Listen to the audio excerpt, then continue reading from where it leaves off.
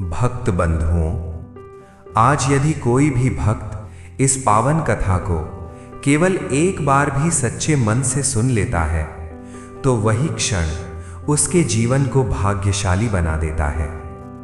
आज की ये कथा सिर्फ सुनने की नहीं है, ये कथा कर्मों को बदलने की शक्ति रखती है। जो भक्त इसे अंत तक सुनता है उसकी अधूरी मनोकामनाएं धीरे धीरे पूर्ण होने लगती हैं, उसके जीवन के दुख अपने आप दूर होने लगते हैं। भक्त बंधुओं, ये कोई साधारण कथा नहीं है। शास्त्रों में स्पष्ट कहा गया है कि जिस कथा की शुरुआत श्रद्धा से की जाए उसे बीच में छोड़ देना जाने अनजाने किया गया सबसे बड़ा पाप माना जाता है। इसलिए भक्त बंधुओं, यदि आपने इस कथा को सुनना आरंभ किया है तो इसे अंत तक अवश्य सुनिए, क्योंकि जो भक्त धैर्य, विश्वास और श्रद्धा के साथ इस कथा को पूर्ण करता है उसके परिवार पर भगवान शिव की विशेष कृपा बरसती है। तो आइए भक्त बंधुओं, अपने मन को शांत कीजिए, सांसों में भक्ति भरिए और इस पावन कथा को पूरे विश्वास के साथ सुनने का संकल्प लीजिए। भक्त बंधुओं, चलिए इस कथा का आरंभ करते हैं।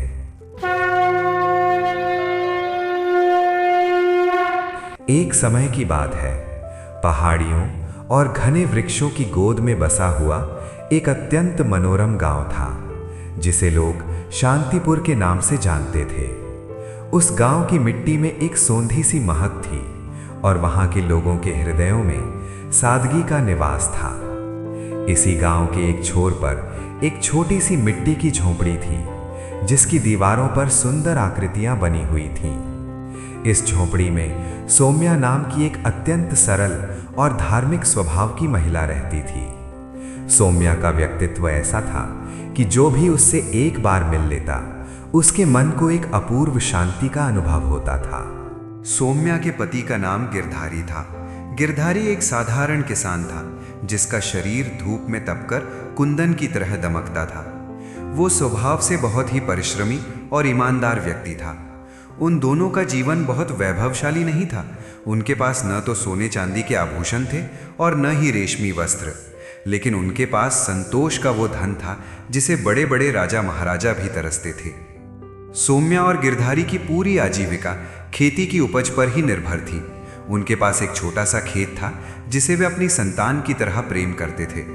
गिरधारी दिन भर खेत में पसीना बहाता और सौम्या घर के कार्यों के साथ साथ गिरधारी का हाथ बटाती थी। सौम्या के जीवन का केंद्र बिंदु भगवान शिव थे। उसके हृदय में भोलेनाथ के प्रति ऐसी अटूट श्रद्धा थी कि वो अपनी हर सांस में शिव का नाम महसूस करती थी। उसकी दिनचर्या किसी कठिन तपस्या से कम नहीं थी। जब सारा संसार गहरी निद्रा में मग्न होता, तभी सौम्या ब्रह्म मुहूर्त में उठ जाती थी।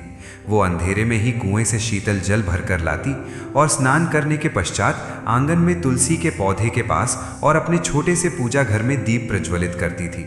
उसके पास एक छोटा सा शिवलिंग था जिस पर वो प्रतिदिन बड़ी श्रद्धा से जल अर्पित करती थी। वो बेलपत्र, चंदन और अक्षत चढ़ाकर घंटों तक ओम नमः शिवाय का जाप करती। पूजा के समय उसकी आंखों से भक्ति के जो अश्रु गिरते वे शिवलिंग का अभिषेक करते थे। सौम्या केवल पूजा ही नहीं करती थी, बल्कि वो शिव कथाओं की अनन्य अनुरागी थी। काम करते करते वो मन ही मन भोलेनाथ की महिमा का गुणगान करती और गांव में जब भी कहीं सत्संग या कथा होती, वो अपना सारा काम समय से पूर्व निपटाकर वहां अवश्य पहुंचती। उसे शिव पुराण की हर एक कथा कंठस्थ थी।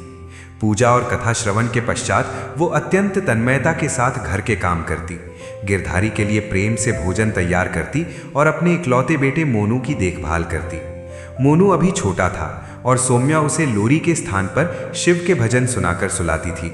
गिरधारी भी अपनी पत्नी की इस अटूट भक्ति को देखकर सदा प्रसन्न रहता था और उसे कभी ईश्वर की राह से नहीं रोकता था। उस वर्ष की बात है जब प्रकृति बड़ी मेहरबान थी। गिरधारी ने अपने खेत में गेहूं की फसल बोई थी। उसने दिन रात एक करके खेत की जुताई की, उत्तम बीज डाले और समय समय पर सिंचाई की। उसकी मेहनत रंग ला रही थी। देखते ही देखते पूरा खेत सुनहरी बालियों से लहलहाने लगा। जब हवा चलती तो गेहूं की वे बालियां मानो संगीत की धुन पर नृत्य करने लगती थी। गिरधारी की प्रसन्नता का ठिकाना न था। वो रोज सुबह खेत पर जाता और अपनी फसल को निहार कर गर्व से भर जाता।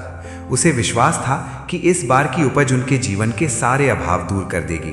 वो मन ही मन योजनाएं बनाने लगा कि फसल बेचकर वो सौम्या के लिए एक सुंदर साड़ी लाएगा और मोनू को अच्छी शिक्षा दिलाएगा। एक दिन जब सूरज की किरणें सोने की तरह चमक रही थीं, सौम्या भी गिरधारी के साथ खेत देखने गई।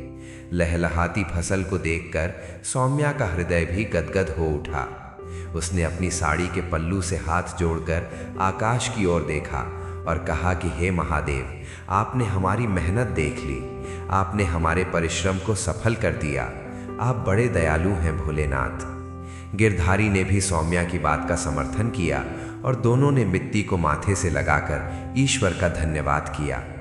उस दिन उनके चेहरों पर जो मुस्कान थी वो किसी दिव्य ज्योति से कम नहीं थी। उनके मन में संतोष था कि अब आने वाले दिन सुखद होंगे और उन्हें किसी के आगे हाथ नहीं फैलाना पड़ेगा। वे दोनों खुशी खुशी घर लौटे और रात को बड़े सुकून से सोए। परंतु नियति को कुछ और ही मंजूर था। कहते हैं कि भगवान अपने सबसे प्रिय भक्तों की परीक्षा अक्सर सबसे कठिन समय में लेते हैं। आधी रात के समय अचानक वातावरण बदल गया। जो हवा मधुर संगीत की तरह बह रही थी वो अचानक हिंसक आंधी में बदल गई। आसमान में काले कलूटे बादलों ने चंद्रमा और तारों को पूरी तरह ढक लिया। बिजली ऐसी कड़कने लगी कि मानो प्रलय आने वाली हो। देखते ही देखते ऐसी भयानक बारिश शुरू हुई कि पूरा गांव दहल उठा। ऐसा लग रहा था कि मानो आकाश फट पड़ा हो। गिरधारी और सौम्या झोपड़ी के भीतर सहमे हुए बैठे थे। बारिश की बूंदें उनकी छप्पर पर गोलियों की तरह बरस रही थीं। गिरधारी व्याकुल होकर बार बार बाहर देखता और भगवान से प्रार्थना करता कि बस उसके खेत की रक्षा हो जाए। पूरी रात बारिश बरसता रहा और ओले भी गिरने लगे। गिरधारी का दिल बैठा जा रहा था। उसने व्याकुल होकर अपनी पत्नी से कहा कि सौम्या, ये क्या अनर्थ हो रहा है? हे भोलेनाथ, ये क्या हो गया? अगर ऐसी ही बारिश रही तो हमारी फसल का क्या होगा? अब हम क्या करेंगे? सौम्या ने गिरधारी का हाथ पकड़कर उसे ढांढस बंधाया। हालांकि उसका अपना मन भी अंदर से कांप रहा था। वो बस मन ही मन महामृत्युंजय मंत्र का जाप कर रही थी। सुबह होने तक बारिश कुछ धीमी हुई। जैसे ही उजाला हुआ, गिरधारी बदहवास होकर खेत की ओर भागा। सौम्या भी अपने हृदय को थामे हुए उसके पीछे पीछे खेत पर पहुंची। वहां का दृश्य देखकर दोनों के पैरों तले जमीन खिसक गई। उनकी आंखों के सामने तबाही का मंजर था। जो फसल कल तक गर्व से सिर उठाए खड़ी थी वो आज पूरी की पूरी जमीन पर बिछ चुकी थी। पानी खेतों में भर गया था और ओलों ने सुनहरी बालियों को तोड़कर कीचड़ में मिला दिया था। गिरधारी वहीं जमीन पर बैठ गया और अपनी आंखों से आंसू रोकने में असमर्थ रहा। महीनों की मेहनत, खून पसीने की कमाई और उनकी सारी आशाएं एक ही रात में नष्ट हो गई थीं। सौम्या की आंखों से भी आंसू बहने लगे और उसने कांपती आवाज में कहा कि हे भगवान, ये कैसी परीक्षा है? क्या हमने आपकी भक्ति में कोई कमी रखी थी? दोनों भारी मन से टूटे हुए कदमों के साथ घर लौट आए। गिरधारी पूरी तरह टूट चुका था। सौम्या ने खुद को संभाला और अपने पति का साहस बढ़ाते हुए कहा कि स्वामी, जो बीत गया उसे हम बदल नहीं सकते। महादेव की कोई ना कोई इच्छा इसमें अवश्य होगी। अब हमें हार मानकर बैठने से कुछ नहीं मिलेगा। घर चलाने के लिए और सेठ का कर्ज चुकाने के लिए आपको अब कोई और काम ढूंढना पड़ेगा, नहीं तो घर का राशन कैसे आएगा? गिरधारी ने एक गहरी सांस ली और अगले दिन से काम की तलाश में गांव-गांव भटकने लगा। खेत की तबाही केवल अनाज का नुकसान नहीं थी, बल्कि वो गिरधारी के सपनों और सौम्या के भरोसे की एक कठिन परीक्षा की शुरुआत थी। सुबह की वो धूप जो कभी सुनहरी बालियों पर पड़कर चमकती थी, आज कीचड़ और पानी में सनी हुई फसल को देखकर मद्धम पड़ गई थी। गिरधारी कई घंटों तक खेत की मेड़ पर बैठा रहा। उसके हाथ मिट्टी से सने थे और आंखों में एक ऐसा शून्य था जिसे देखकर कोई भी कलेजा कांप जाए। सौम्या ने बार बार उसे उठाने का प्रयास किया, पर गिरधारी जैसे जड़ हो चुका था। अंततः सौम्या ने उसके कंधे पर हाथ रखा और रुंधे हुए गले से कहा, स्वामी उठिए, महादेव देख रहे हैं। यदि हम हार गए तो मोनू का क्या होगा? भारी मन से दोनों घर लौटे। घर पहुंचते ही गिरधारी ने अपनी फटी हुई चादर ओढ़ ली और झोंपड़ी के एक कोने में दीवार से लगकर बैठ गया।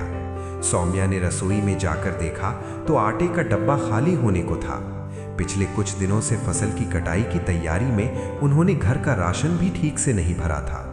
सौम्या ने मन ही मन महादेव को याद किया और जो थोड़ा बहुत बचा था उससे रूखी सूखी रोटियां बनाई। उसने गिरधारी के सामने थाली रखी, पर गिरधारी ने एक कौर भी नहीं उठाया। उसकी आंखों से आंसू टपक कर थाली में गिर गए। उसने कहा, सौम्या, जिस फसल को मैंने अपनी संतान की तरह पाला, उसे अपनी आंखों के सामने मरते देखा है। अब ये अन्न गले के नीचे कैसे उतरेगा? सेठ का कर्ज कैसे चुकाऊंगा?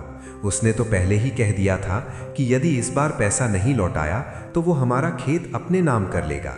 सौम्या ने धैर्य धारण किया और कहा, स्वामी, विपत्ति के समय जो धैर्य खो देता है वो अपनी शक्ति खो देता है। महादेव ने यदि एक द्वार बंद किया है तो वे 100 द्वार खोलेंगे भी। आप कल सुबह ही गांव के आसपास के क्षेत्रों में जाइए। सुना है पास वाले शहर की मंडी में मजदूरों की आवश्यकता है, आप वहां काम ढूंढिए। गिरधारी ने एक लंबी सांस ली और अपनी पत्नी की बात मान ली। अगले दिन सूर्योदय से पूर्व ही गिरधारी घर से निकल पड़ा।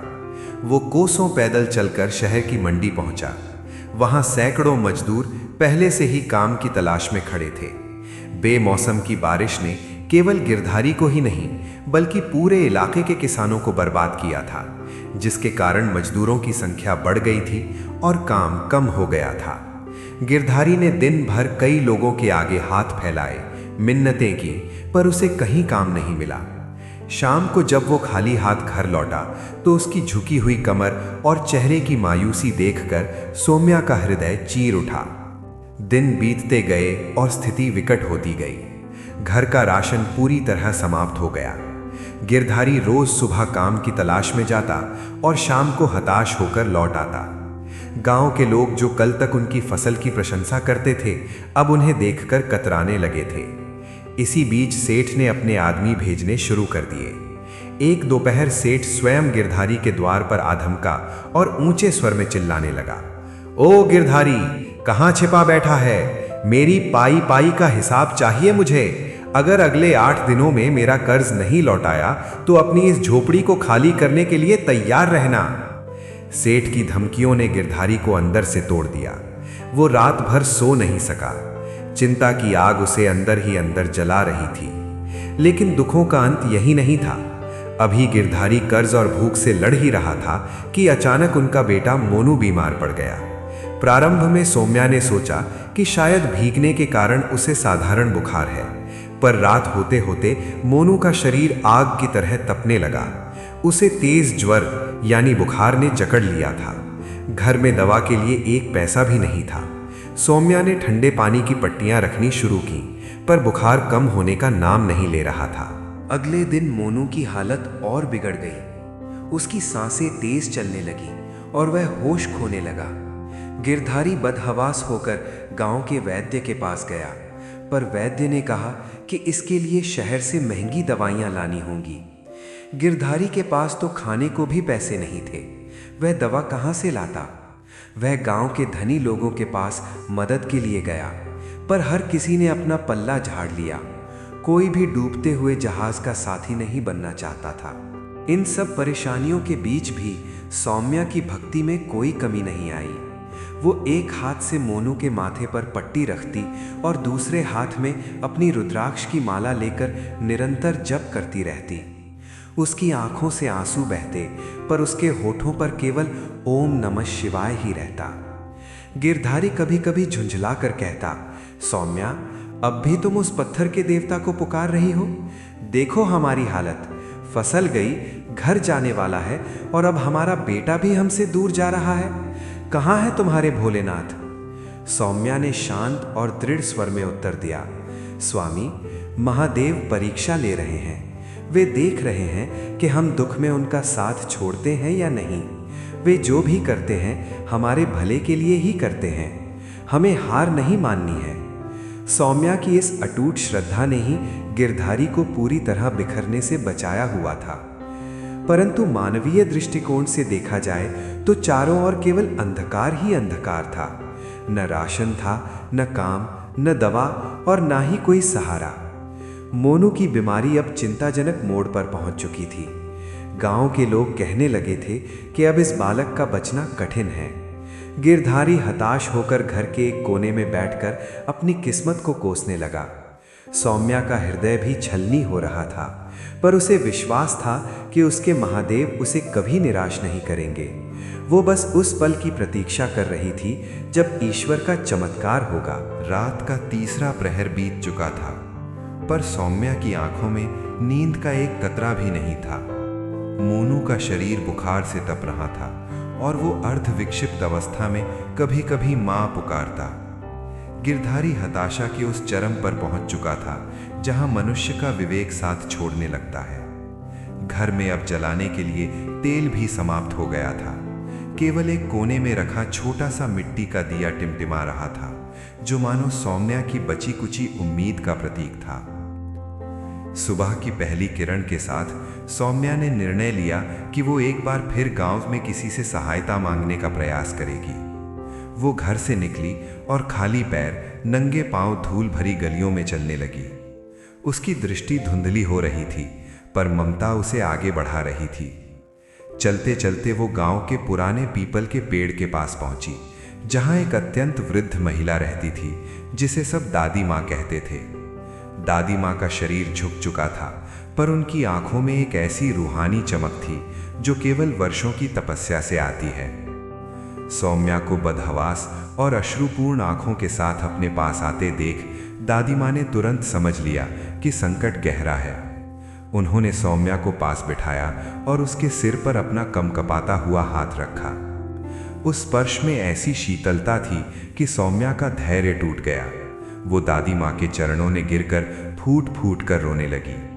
उसने अपनी सारी व्यथा कह सुनाई। नष्ट हुई फसल, गिरधारी की बेबसी, सेठ का निर्दयी व्यवहार और मृत्यु से लड़ता हुआ उसका मासूम बेटा मोनू। सौम्या सिसकते हुए बोली, दादी माँ, क्या मेरे महादेव पत्थर के हो गए हैं? मैंने तो कभी किसी का बुरा नहीं सोचा, फिर मेरे साथ ही ऐसा क्यों? क्या मेरी प्रार्थनाएं उन तक नहीं पहुंचती? दादी माँ ने बड़ी कोमलता से सौम्या के आंसू पोंछे और गंभीर स्वर में कहा, बेटी, महादेव कभी पत्थर के नहीं होते, वे तो करुणा के सागर हैं। पर कभी कभी भक्त की पुकार में वो व्याकुलता कम रह जाती है जो भगवान को विवश कर दे। तूने अब तक केवल अपनी शक्ति से लड़ने की कोशिश की है, अब तू अपनी शक्ति को शिव की शक्ति में विलीन कर दे। दादी माँ ने गांव की सीमा पर स्थित उस प्राचीन और खंडहर नुमा शिव मंदिर की ओर इशारा किया और कहा, बेटी, वो जो पुराना मंदिर देख रही है, लोग उसे भूल चुके हैं, पर वहाँ की मिट्टी में आज भी शिव का वास है। वहाँ जो पत्थर के नंदी महाराज विराजे हैं, वे अत्यंत जागृत हैं। शास्त्रों में कहा गया है कि यदि कोई भक्त महादेव तक अपनी बात न पहुँचा सके तो वो नंदी के कान में अपनी पीड़ा कह दे। नंदी जी साक्षात शिव के गण हैं। वे भक्त की पुकार को सीधा भोलेनाथ के हृदय तक ले जाते हैं। तू कल सुबह स्नान कर वहां जा और अपना सारा बोझ नंदी महाराज के चरणों में छोड़ा। दादी माँ के इन शब्दों ने सौम्या के भीतर एक नई चेतना भर दी। उसे लगा जैसे स्वयं पार्वती माँ ने उसे रास्ता दिखाया हो। वो घर लौटी और गिरधारी से कहा कि वो कल सुबह मंदिर जाएगी। गिरधारी ने कोई उत्तर नहीं दिया। वो बस सुन्न होकर मोनू के पैर सहलाता रहा। अगले दिन भोर में जब आकाश में तारों की चमक अभी बाकी थी, सौम्या उठी। उसने पास के जलाशय में स्नान किया। उसके पास चढ़ाने के लिए न तो मेवा था, न मिठाई और न ही सुगंधित फूल। उसने मार्ग से कुछ ताजे बेलपत्र तोड़े और एक लोटे में शुद्ध जल लिया। वो उस ऊंचे टीले की ओर बढ़ी जहां वो प्राचीन शिव मंदिर स्थित था। मंदिर की सीढ़ियां टूट चुकी थीं और चारों ओर झाड़ियां उगाई थीं, पर सौम्या बिना डरे आगे बढ़ती गई। मंदिर के प्रांगण में प्रवेश करते ही उसे एक अलौकिक शांति का अनुभव हुआ। वहां सम्मुख ही विशाल पत्थर के नंदी महाराज विराजमान थे। वर्षों की धूल ने उनके रंग को धुंधला कर दिया था, पर उनकी मुद्रा वैसी ही भव्य और स्थिर थी। सौम्या ने पहले गर्भगृह में जाकर शिवलिंग पर जल चढ़ाया और बेलपत्र अर्पित किए। फिर वो बाहर आई और नंदी महाराज के पास घुटनों के बल बैठ गई। उसने अपने दोनों हाथ नंदी जी के कानों के समीप रखे। उसकी आंखों से आंसुओं की धारा बह निकली, जो नंदी जी की प्रतिमा को भिगोने लगी। सौम्या ने रुंधे हुए कंठ से कहना शुरू किया, हे नंदीश्वर, हे महादेव के प्रिय वाहन, आप तो अंतर्यामी हैं। मेरे घर का चूल्हा बुझ चुका है, मेरा सुहाग बेबस है और मेरा लाल मृत्यु शैया पर पड़ा है। नंदी जी, मैं एक साधारण स्त्री हूँ, मुझे नहीं पता कि महादेव को कैसे रिझाया जाता है। मैं बस इतना जानती हूँ कि आप मेरी पुकार उन तक पहुँचा सकते हैं। कह दीजिए अपने स्वामी से कि यदि आज उन्होंने मेरा हाथ नहीं पकड़ा तो संसार कहेगा कि शिव का भक्त अनाथ होता है। कह दीजिए कि सौम्या की सांसें अब टूटने को है। सौम्या ने अपना सारा दुख, अपनी सारी पीड़ा और अपना सारा अहंकार उन पत्थर के कानों में उड़ेल दिया। वो कई घंटों तक वहीं बैठी रही, मानो वो नंदी जी के उत्तर की प्रतीक्षा कर रही हो।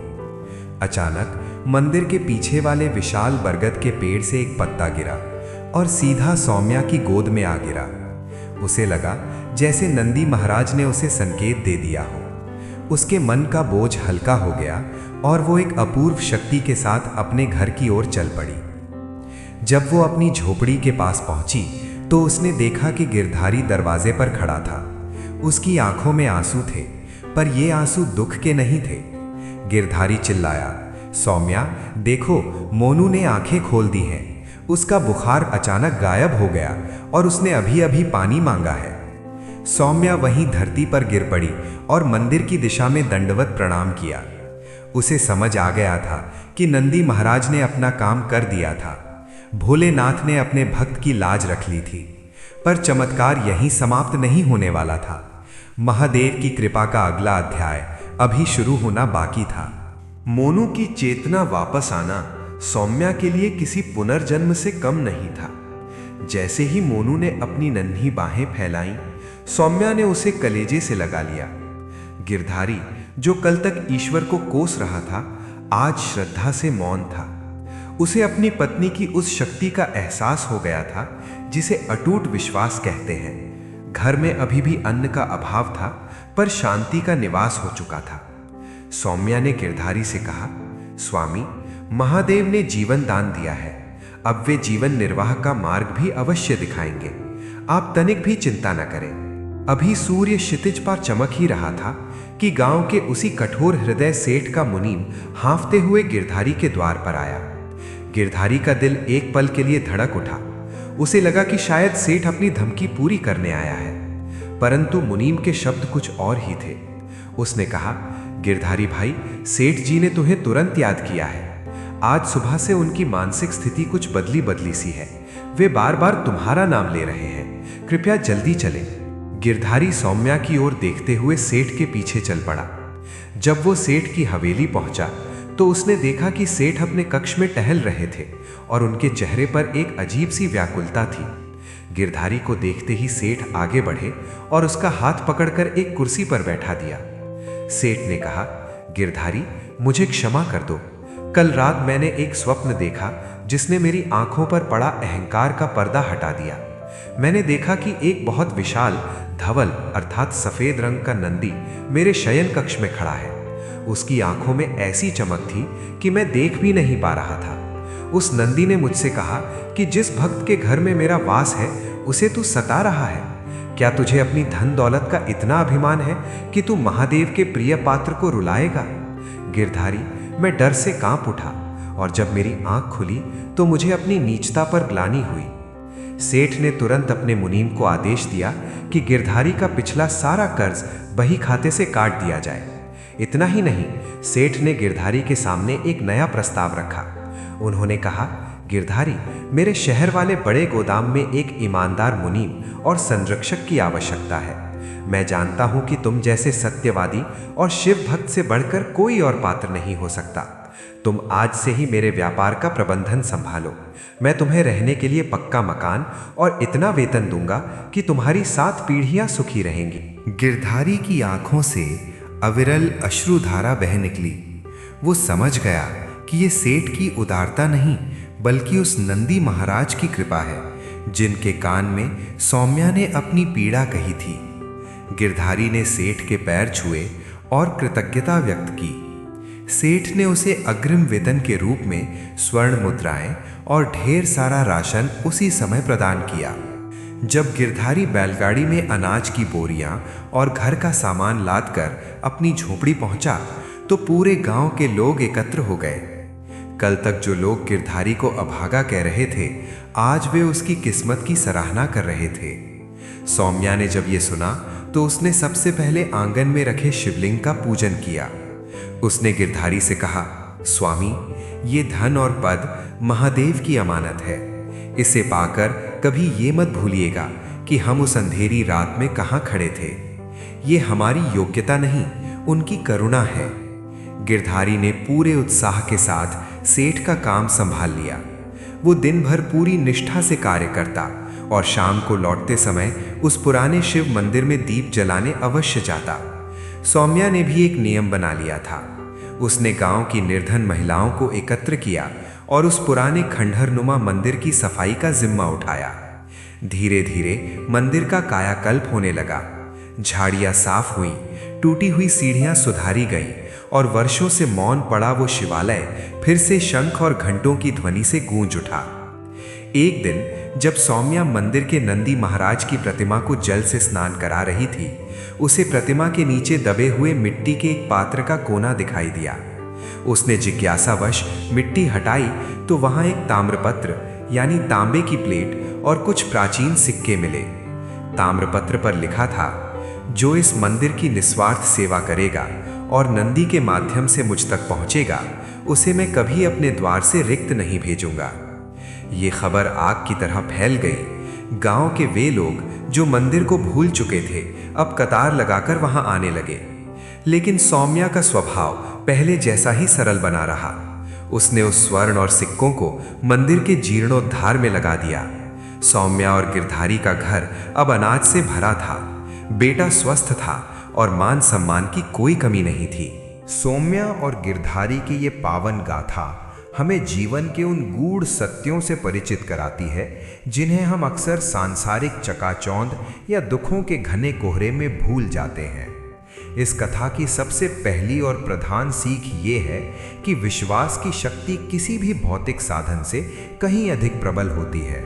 सौम्या का चरित्र हमें सिखाता है कि भक्ति केवल धूप दीप दिखाने या मंत्रों के उच्चारण तक सीमित नहीं है, बल्कि ये ईश्वर के प्रति पूर्ण समर्पण और अटूट धैर्य का नाम है। जब विपत्ति आती है तो साधारण मनुष्य का मन विचलित हो जाता है। वो ईश्वर पर प्रश्न उठाने लगता है और अपने भाग्य को कोसने लगता है। गिरधारी का चरित्र इसी मानवीय स्वभाव को दर्शाता है, जो फसल के नष्ट होने और पुत्र की बीमारी के बाद पूरी तरह टूट गया था। परंतु सौम्या का व्यक्तित्व उस अडिग पर्वत के समान है, जो आंधी तूफान में भी विचलित नहीं होता। वो हमें बताती है कि संकट के समय रोना कमजोरी नहीं है, लेकिन उस दुख में भगवान का साथ छोड़ देना वास्तविक हार है। इस कथा से हमें ये महान शिक्षा मिलती है कि ईश्वर अपने भक्तों की परीक्षा उनकी पात्रता को बढ़ाने के लिए लेते हैं। यदि सौम्या के जीवन में वो भीषण रात न आई होती जब उसकी फसल बर्बाद हुई, तो शायद वो कभी उस पुराने और भूले हुए शिव मंदिर तक नहीं पहुंचती। अक्सर हमारे जीवन में आने वाले दुख हमें किसी बड़े उद्देश्य की ओर ले जाने वाले मार्ग होते हैं। वो जर्जर मंदिर और वहां के एकाकी नंदी महाराज सौम्या की प्रतीक्षा कर रहे थे, ताकि उनके माध्यम से उस पवित्र स्थान का पुनरुद्धार हो सके। यह सीख अत्यंत महत्वपूर्ण है कि जब ईश्वर हमसे कुछ छीनते हैं तो उनके पास हमें देने के लिए कुछ और भी बड़ा और दिव्य होता है। बस आवश्यकता होती है उस धैर्य की जिसे सौम्या ने अंत तक बनाए रखा।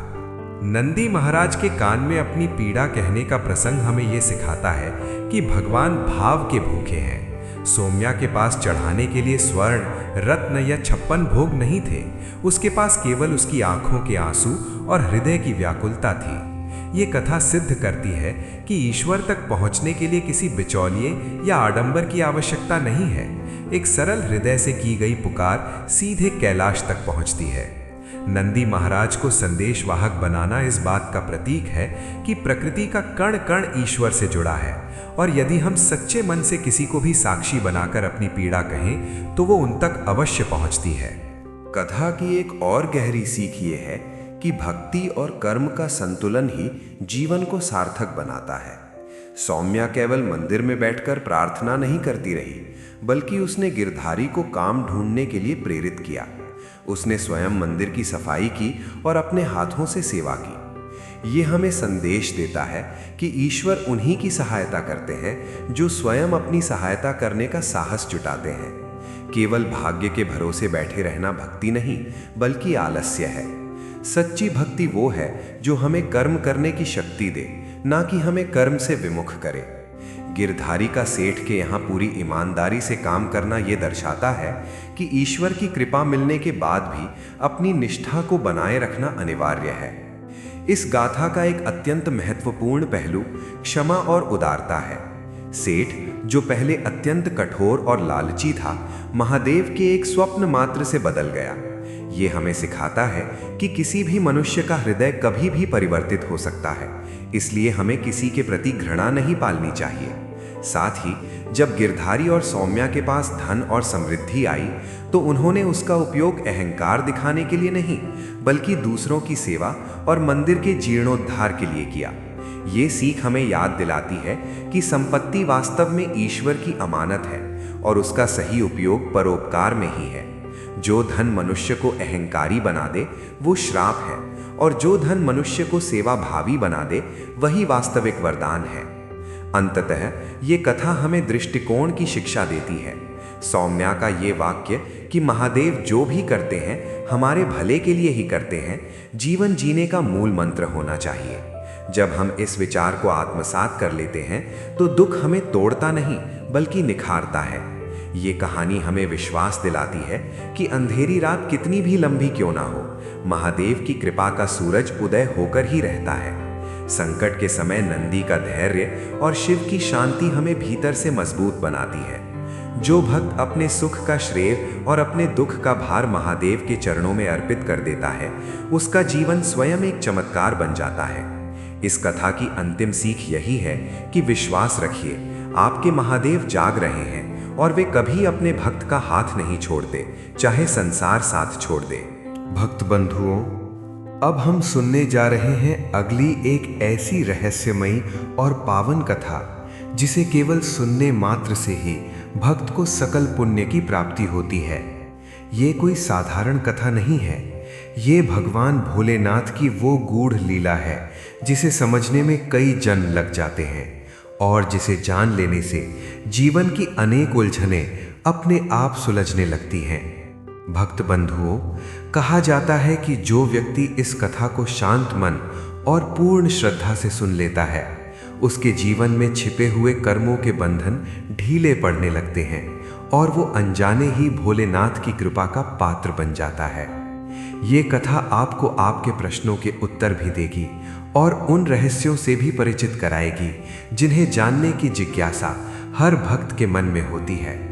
तो भक्त बंधुओं, अपने मन को स्थिर कीजिए, सभी चिंताओं को एक क्षण के लिए छोड़ दीजिए और शिव नाम का स्मरण करते हुए आइए अब भगवान भोलेनाथ की इस सुंदर, दिव्य और पावन कथा की शुभ शुरुआत करते हैं।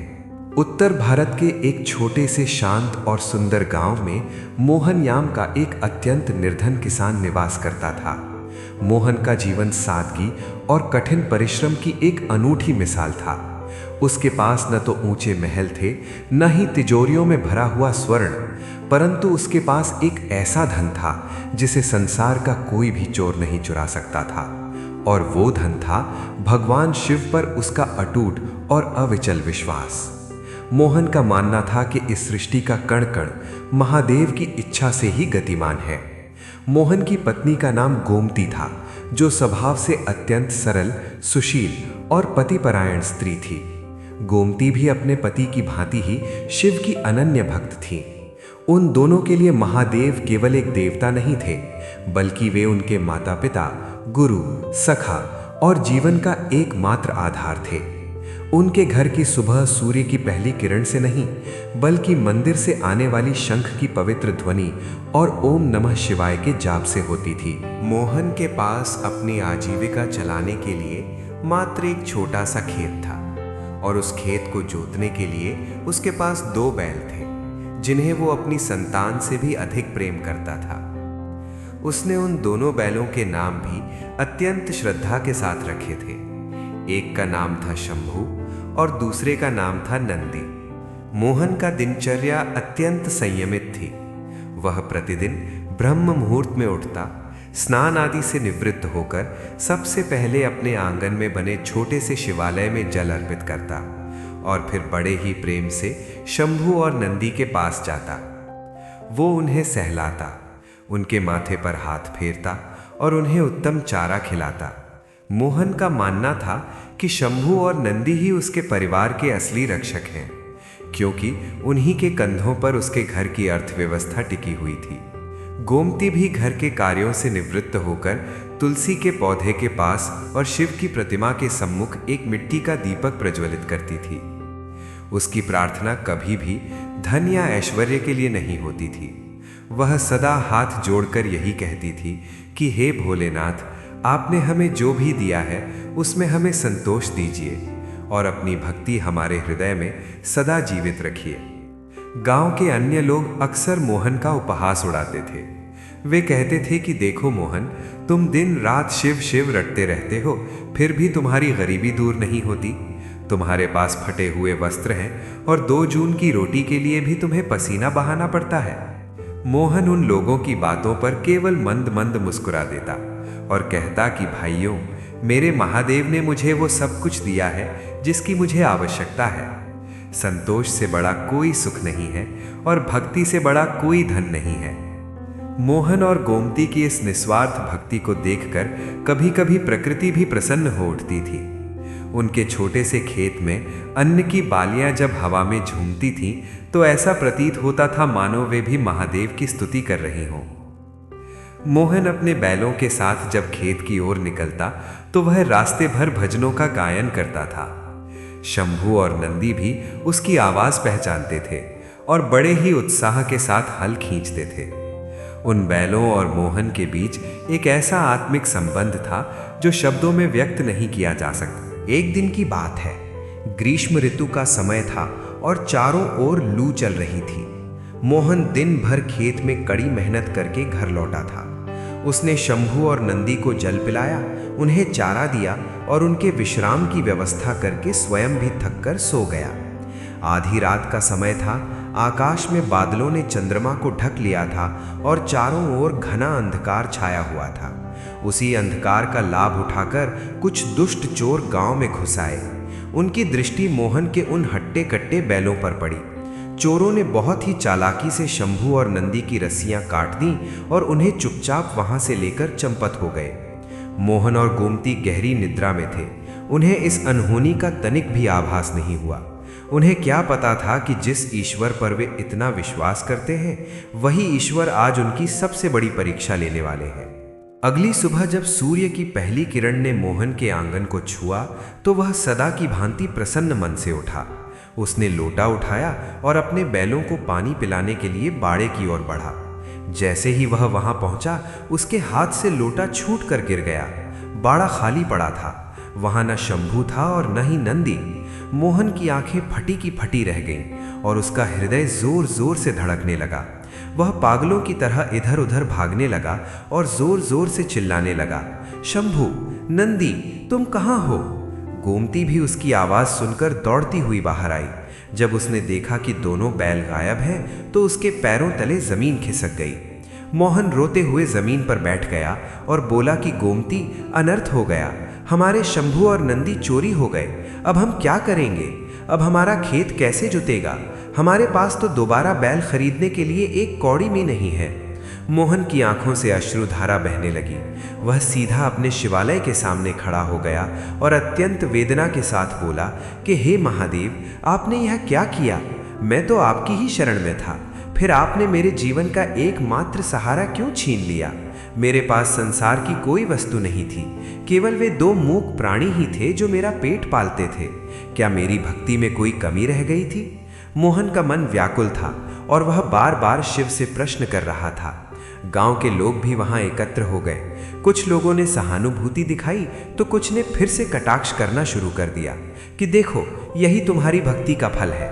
लेकिन गोमती, जिसका विश्वास हिमालय की भांति अडिग था, उसने मोहन का हाथ पकड़ा और बहुत ही शांत स्वर में कहा कि मोहन, घबराओ मत, धैर्य रखिए। भगवान शिव सब देख रहे हैं। जो होता है वह हमारे भले के लिए ही होता है। महादेव हमें कभी भी निराश्रय नहीं छोड़ेंगे। मुझे उन पर पूरा भरोसा है। आप विचलित न हो। शंभू और नंदी के चोरी हो जाने के बाद मोहन के घर की खुशियां जैसे कहीं खो गई थी। बाड़ा, जो कभी बैलों की घंटियों की मधुर आवाज से गूंजता था, अब वहां केवल सन्नाटा और उदासी छाई हुई थी। मोहन कई दिनों तक गांव की गलियों और पास के जंगलों में अपने बैलों को खोजता रहा।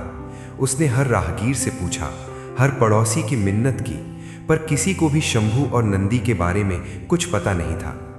गांव के कुछ लोगों ने उसे सलाह दी कि वो नगर के कोतवाल के पास जाए, पर मोहन जानता था कि एक गरीब किसान की पुकार सुनने वाला कोई नहीं है। वो शाम को थक हार कर घर लौटता और खाली बाड़े को देखकर फूट फूट कर रोने लगता। उसे रह रहकर ये चिंता सता रही थी कि फसल की बुआई का समय बीता जा रहा है और यदि समय पर हल नहीं चला तो पूरे साल उन्हें भूखा मरना पड़ेगा। एक दोपहर मोहन अपनी झोपड़ी के बाहर बैठा हुआ शून्य में देख रहा था। तभी गांव के कुछ धनी लोग वहां से गुजरे। उनमें से एक ने रुककर व्यंग्य के साथ कहा कि क्यों मोहन, अभी भी शिव शिव जप रहे हो या अक्ल ठिकाने आई?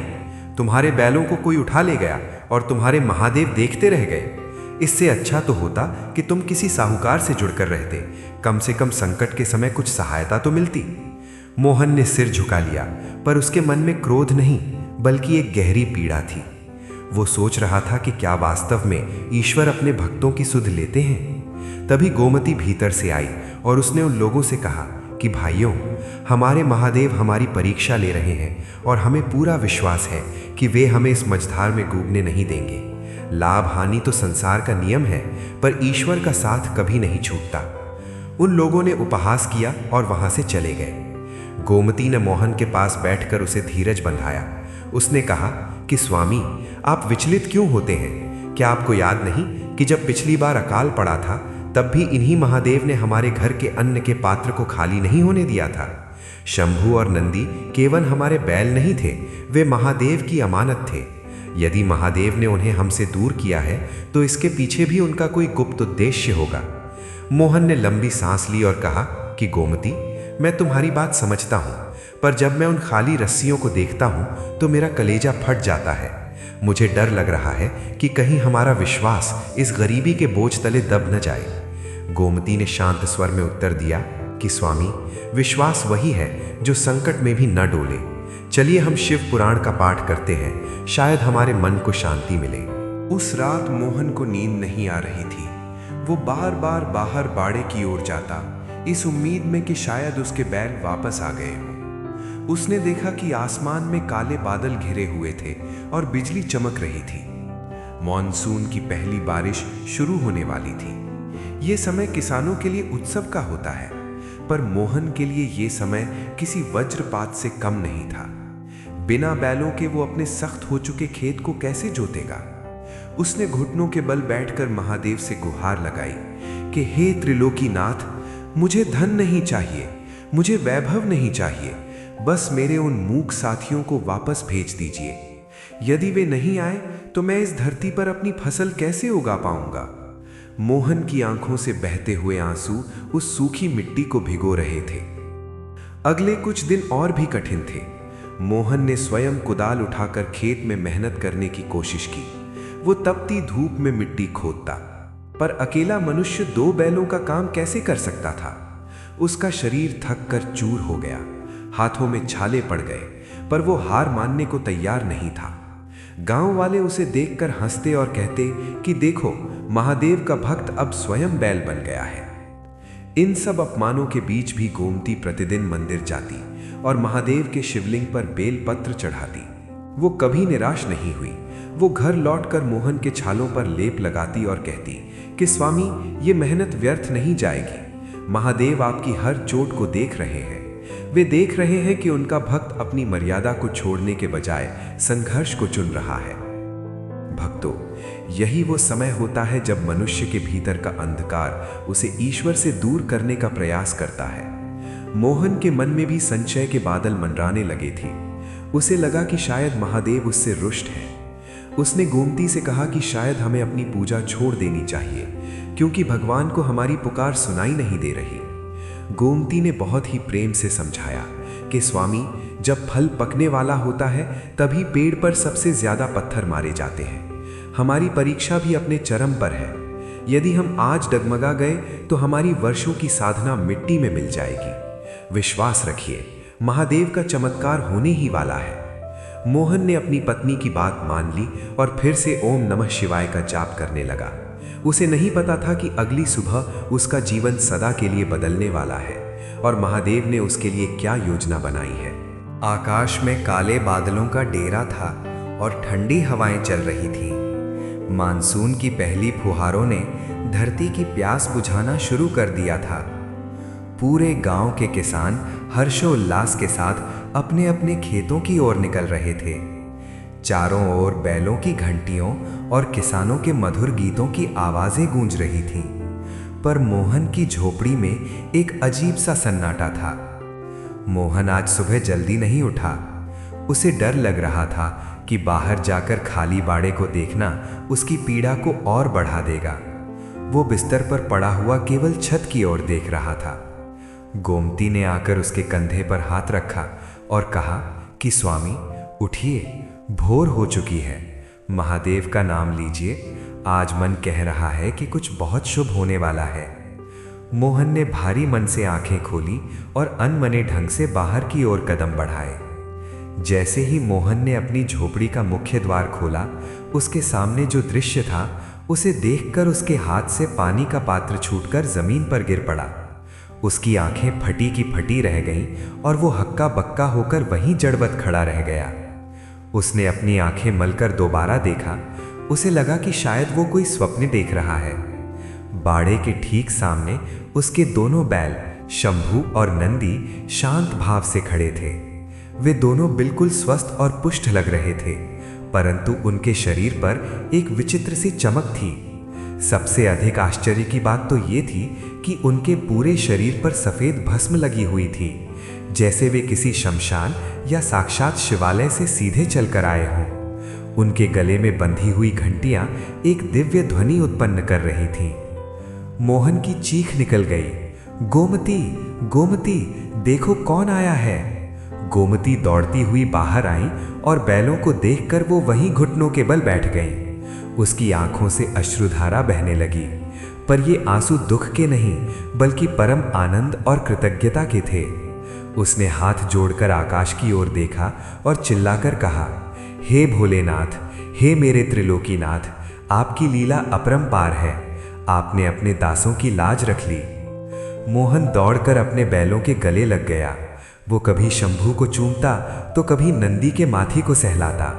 बैलों ने भी बड़े प्रेम से अपना सिर मोहन के कंधों पर रख दिया, मानो वे कह रहे हों कि मालिक, हम कहीं नहीं गए थे, हम तो अपने स्वामी महादेव की आज्ञा का पालन कर रहे थे।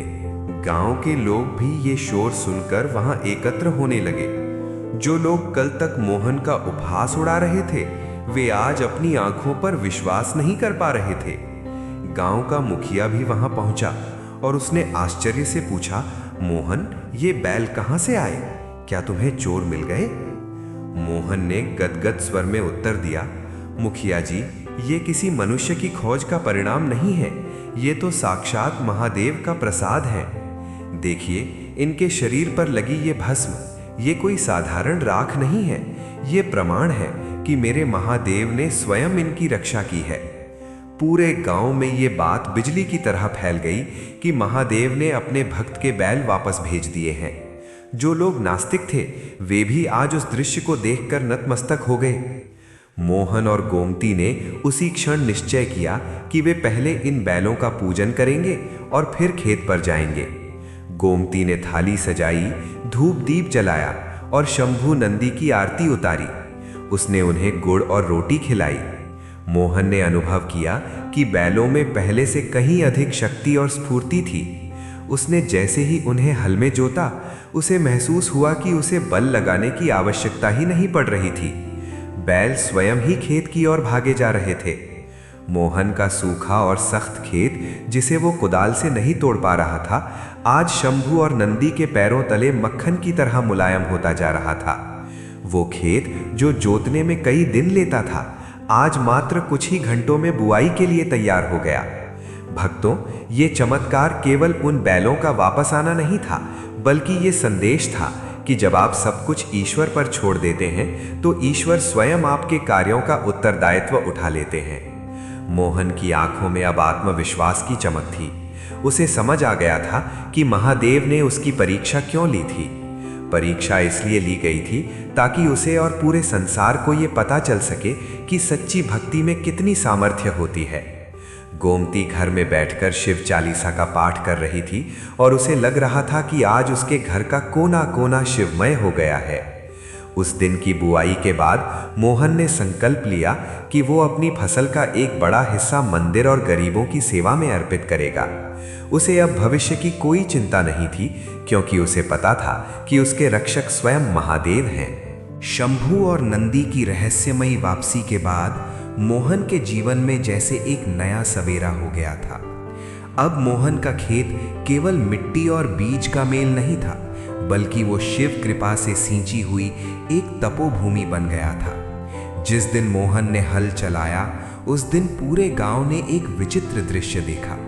मोहन के खेत से मिट्टी की एक ऐसी सुगंध आ रही थी जो पूरे वातावरण को पवित्र कर रही थी। अन्य किसानों के खेत जहां सामान्य दिख रहे थे, वहीं मोहन का खेत दिव्य आभा से भरा हुआ था। मोहन और गोमती का दिन अब और भी अधिक भक्तिमय हो गया था। वे दोनों सुबह शाम अपने बैलों की सेवा करते और फिर घंटों शिवालय में बैठकर महादेव का कीर्तन करते। मोहन के मन में अब कोई संशय नहीं था, उसका हृदय कृतज्ञता से भरा हुआ था। समय बीतता गया और वर्षा ऋतु ने अपनी पूरी कृपा बरसाई। गांव के अन्य खेतों में जहां अंकुर फूट रहे थे, वहीं मोहन की फसल बहुत तेजी से बढ़ने लगी। मोहन की फसल की हरियाली इतनी घनी और सुंदर थी कि राह चलते लोग रुककर उसे निहारने लगते थे। गांव के वे लोग जो पहले मोहन को पागल और अंधविश्वासी कहते थे, अब वे भी उसके पास आकर बैठने लगे थे। एक दिन गांव का एक धनी किसान जो सदा अपने धन के अहंकार में रहता था, मोहन के पास आया और बोला कि मोहन, ये कौन सा जादू है? तुमने ना तो महंगी खाद डाली और न ही कोई विशेष बीज बोया, फिर भी तुम्हारी फसल पूरे गांव में सबसे श्रेष्ठ कैसे है? मोहन ने बड़ी विनम्रता से मुस्कुराते हुए उत्तर दिया कि भाई, ये मेरा कोई जादू नहीं है, ये तो उन महादेव की दया है जिन्होंने मेरे बैलों के रूप में अपनी शक्ति मेरे खेत में भेजी थी। गोमती भी घर घर जाकर महिलाओं को शिव महिमा के बारे में बताती। वो कहती कि बहनों, भगवान को प्रसन्न करने के लिए बड़े बड़े अनुष्ठानों की आवश्यकता नहीं होती, वे तो केवल भाव के भूखे हैं। यदि आप एक लोटा जल भी सच्चे मन से अर्पण कर दें तो वे प्रसन्न हो जाते हैं। गोमती की बातों का प्रभाव गांव की स्त्रियों पर पड़ने लगा और धीरे धीरे पूरे गांव का वातावरण बदलने लगा। जिस गांव में पहले लोग केवल सांसारिक बातों में व्यस्त रहते थे, अब वहां संध्या के समय हर घर से शंख और घंटों की आवाजें आने लगी थीं। मोहन के बैलों शंभू और नंदी को अब पूरा गांव पूजने लगा था। लोग उन्हें श्रद्धा से घास खिलाते और उनके माथे पर तिलक लगाते। एक रात जब मोहन गहरी नींद में था, उसे एक स्वप्न आया। उसने देखा कि स्वयं भगवान शिव एक वृद्ध सन्यासी के रूप में उसके खेत में खड़े हैं और अपनी जटाओं से गंगा की कुछ बूंदें उसकी फसल पर छिड़क रहे हैं। भगवान ने मोहन से कहा कि वत्स, तुम्हारी परीक्षा पूर्ण हुई। तुमने अभाव में भी मेरा साथ नहीं छोड़ा, इसलिए अब तुम्हारे भंडार कभी खाली नहीं रहेंगे। मोहन की आंखें खुली तो वह पसीने से तरबतर था, पर उसके मन में एक अपूर्व शांति थी। उसने तुरंत गोमती को जगाया और अपना स्वप्न सुनाया।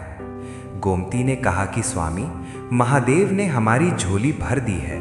अब हमारा कर्तव्य है कि हम इस सुख को केवल अपने तक सीमित ना रखें, बल्कि इसे सबके साथ बांटें। फसल कटने का समय निकट आ गया था। उस वर्ष पूरे क्षेत्र में चूहों और कीड़ों का प्रकोप हुआ, जिससे कई किसानों की फसलें बर्बाद हो गईं। लेकिन ये एक महान चमत्कार था कि मोहन के खेत की एक भी बाली को किसी जीव ने छुआ तक नहीं।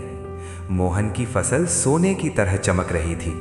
जब अनाज निकाला गया तो पैदावार इतनी अधिक हुई कि मोहन के छोटे से घर में उसे रखने की जगह नहीं बची। गांव वाले दांतों तले उंगली दबा रहे थे। जहां दूसरे किसानों के पास खाने भर का अनाज मुश्किल से हुआ था, वहीं मोहन के पास इतना अनाज था कि वो कई वर्षों तक पूरे गांव का पेट भर सकता था। मोहन ने अनाज की बोरियां उठाईं और सबसे पहले गांव के मंदिर में अर्पित की।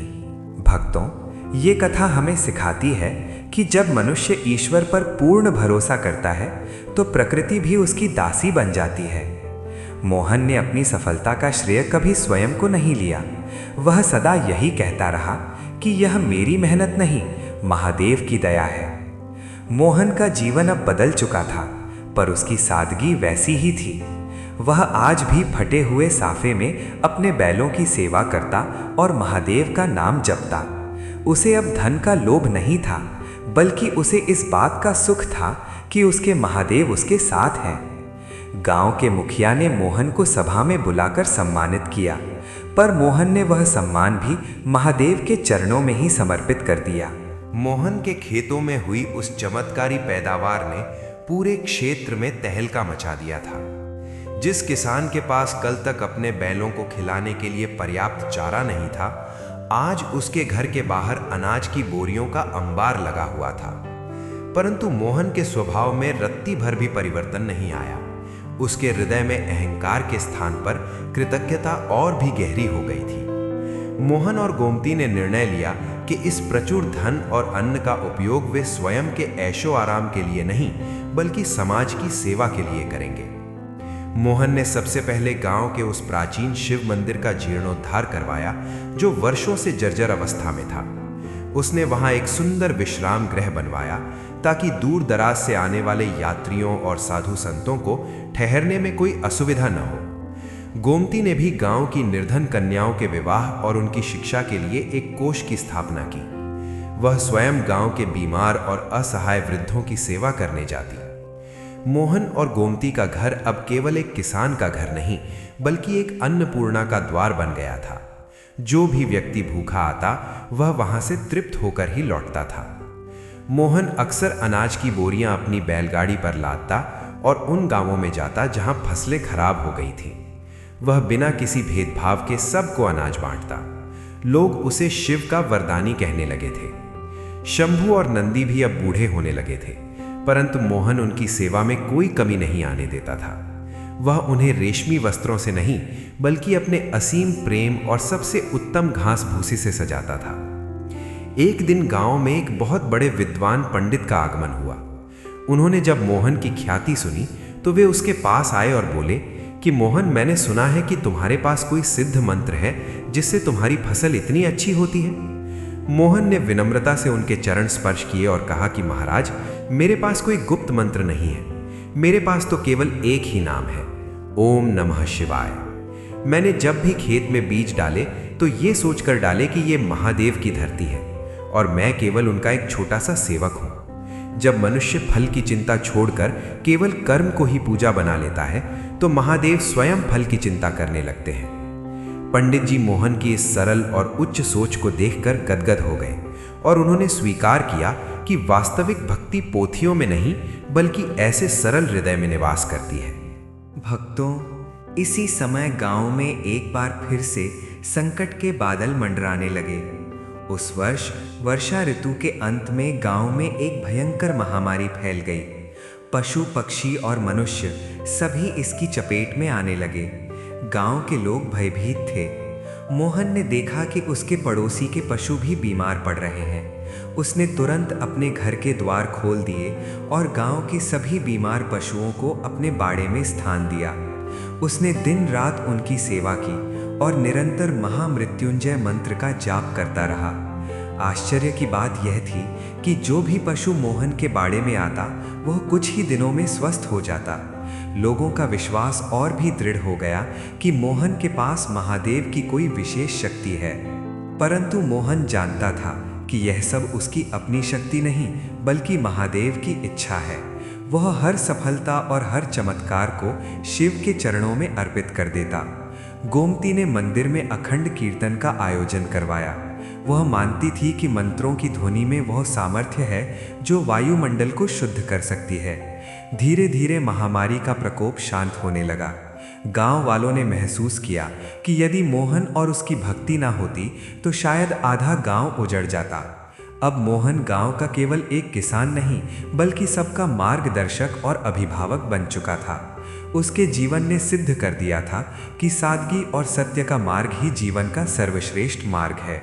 भक्तों, ये कथा हमें सिखाती है कि सुख के समय में भी जो व्यक्ति ईश्वर को नहीं भूलता, ईश्वर संकट के समय उसका हाथ कभी नहीं छोड़ते। मोहन ने अपनी अमीरी को अहंकार का साधन नहीं बल्कि सेवा का माध्यम बनाया। उसने सिद्ध किया कि शिव वहाँ नहीं मिलते जहाँ स्वर्ण है, शिव तो वहाँ मिलते हैं जहाँ करुणा और समर्पण है। मोहन का जीवन आज भी उस गांव के लिए एक प्रेरणा है। उसकी हरियाली अब केवल उसके खेत तक सीमित नहीं थी बल्कि उसने पूरे गांव के सूखे हृदयों में भक्ति की हरियाली। इस कथा की सबसे बड़ी सीख ये है कि मनुष्य का सबसे बड़ा धन उसकी संपत्ति नहीं बल्कि उसका ईश्वर पर अटूट और अडिग विश्वास है। जब मोहन के बैल चोरी हुए तो वो घबराया जरूर, लेकिन गोमती के शांत स्वर और अटल भरोसे ने उसे टूटने से बचा लिया। ये हमें सिखाता है कि संकट के समय जब रास्ते बंद नजर आने लगे तब केवल धैर्य और ईश्वर की शरण ही वो नौका है जो हमें मझधार से बाहर निकाल सकती है। जो लोग विपत्ति के समय भगवान को कोसने लगते हैं या उन पर संदेह करते हैं, वे अपनी आंतरिक शक्ति खो देते हैं। लेकिन जो मोहन की तरह जो होता है अच्छे के लिए होता है के भाव को अपना लेते हैं, महादेव स्वयं उनके रक्षक बन जाते हैं। इस कथा से हमें ये भी शिक्षा मिलती है कि भगवान भाव के भूखे हैं, साधनों के नहीं। मोहन और गोमती के पास कोई ऐश्वर्य नहीं था, लेकिन उनके पास निर्मल हृदय था। शंभु और नंदी का भस्म लगाकर वापस आना इस बात का प्रतीक है कि जब हम अपना सब कुछ महादेव को सौंप देते हैं तो हमारी छोटी सी संपत्ति भी ईश्वरीय सुरक्षा के घेरे में आ जाती है। ये कथा हमें कृतज्ञता का पाठ पढ़ाती है। सफलता मिलने के बाद मोहन ने कभी अहंकार नहीं किया कि ये उसकी मेहनत का फल है, बल्कि उसने हर बाली और हर दाने में शिव की कृपा को देखा। वास्तविक शिव भक्त वही है जो सुख में भी उतना ही विनम्र रहे जितना वो दुख में था। अंततः ये कहानी हमें परोपकार की महिमा समझाती है। मोहन ने अपनी समृद्धि को केवल अपने तक सीमित नहीं रखा, बल्कि उसे पूरे गांव की सेवा में लगा दिया। ये सीख हमें याद दिलाती है कि हमारे पास जो कुछ भी है वो ईश्वर की अमानत है और उसका सही उपयोग तभी है जब वो दूसरों के काम आए। हर हर महादेव केवल एक जयकारा नहीं है, बल्कि ये जीवन जीने की एक शैली है जहां हम हर परिस्थिति में शांत रहते हैं, कर्म करते हैं और फल का भार अपने भोलेनाथ पर छोड़ देते हैं। जो भक्त संकट में भी अपना संयम नहीं खोते, महादेव अंत में उन्हें वो सब कुछ प्रदान करते हैं जिसकी उन्होंने कभी कल्पना भी नहीं। भक्त बंधुओं, आज की ये पावन शिव कथा यहीं पर पूर्ण होती है।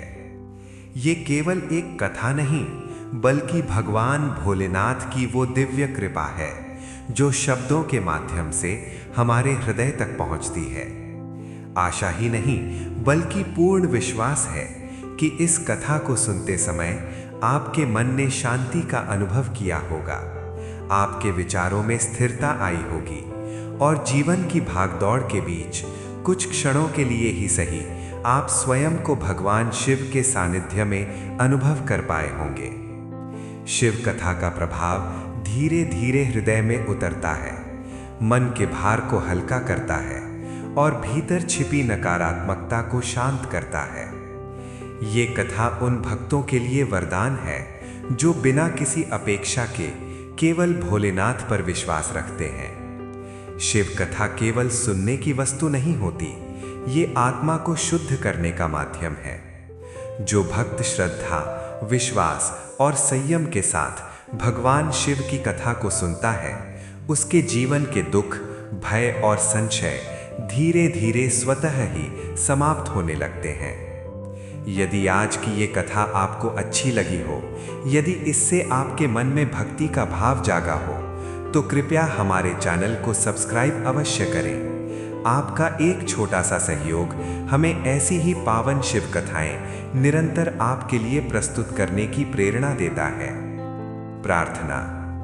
हे देवों के देव महादेव, जिस भी भक्त ने इस कथा को आरंभ से अंत तक सच्चे मन और पूर्ण श्रद्धा से सुना है, आप उसके जीवन के सभी कष्ट, दुख और बाधाएं दूर करें, उसके परिवार पर अपनी कृपा बनाए रखें, उसके कर्मों को शुद्ध करें और उसे सदैव धर्म, सत्य और भक्ति के मार्ग पर अग्रसर करें। हे भोलेनाथ, उसे जीवन में सुख, शांति, स्वास्थ्य और संतोष प्रदान करें और अंततः अपने श्री चरणों का सानिध्य दें। हर हर महादेव। जय भोलेनाथ।